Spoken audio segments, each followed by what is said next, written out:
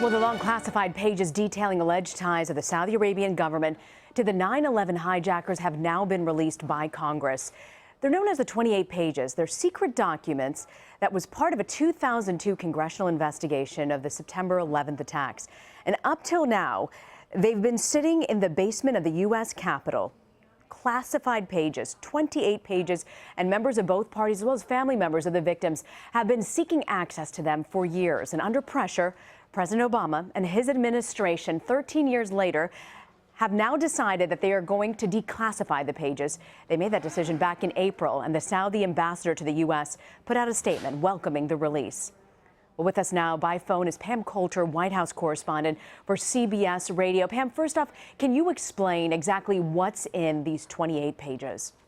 Well, Rena, there's a lot of detail in here, and a lot of it's based on FBI reports and CIA reports, and it talks about, for example, two Saudi men who had relationships or contacts with two of the 9/11 hijackers in California. It talks about how they were funded, where they got money from, who they associated with.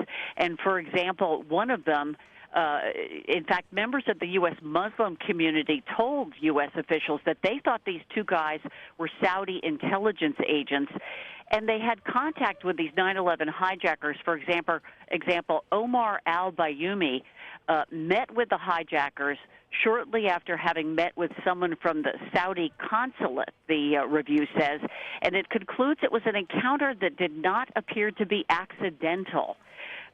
It's all that kind of thing, a lot of maybes and a lot of it looks like. So there's a lot of smoke here, but it's not clear yet if there's a lot of fire. Pam, a connection that does not appear to be accidental. The White House is saying, hey, there's nothing really big in these 28 pages. How can they keep putting that line out if we're hearing that there were connections?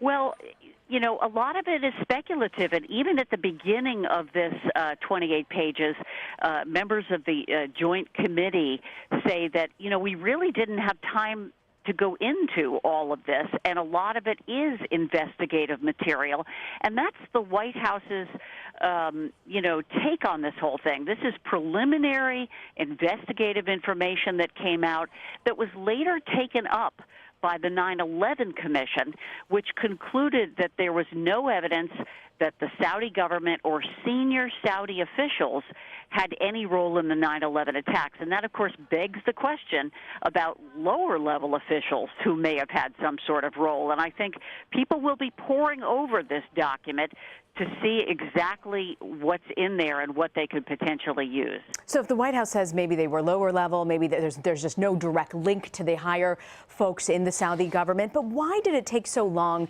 to release these, and why was CIA Director John Brennan so opposed to having this released? Well, the White House won't give details on exactly, you know, the thought process in this whole thing, but, you know, they did have to redact parts of it to cover up certain names or relationships, I guess. There's not a lot of redaction in there, but there are some things that, you know, clearly they had to take out for whatever reason, for national security reasons. John Brennan just said, because it is preliminary investigative information, it could be used by people who want to show that there was a Saudi government role in the 9/11 attacks, and he believes that that's just not the case. What's been the Saudi response to all this?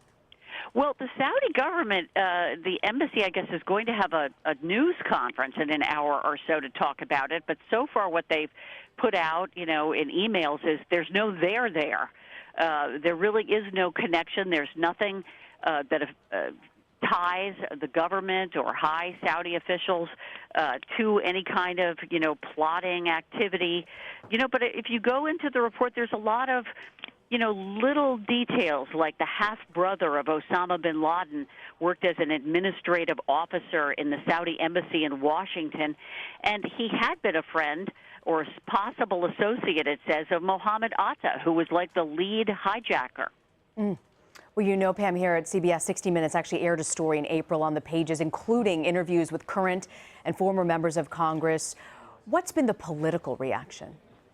Well, even before this came out, and it might have been from that 60 Minutes piece, former Senator Bob Kerrey said, the 9/11 Commission, he was a commission member, we did not absolve the Saudi government of any kind of responsibility in this. I think the feeling was that there needed to be, more investigation of that angle to it. Of course, the White House and the Saudi government are taking the other side and saying the Saudi government was not involved in it. So, this, as I said, every detail will be looked at now, especially by the families of people who were killed on 9/11 and their attorneys who want to sue the Saudi government for damages for the attacks.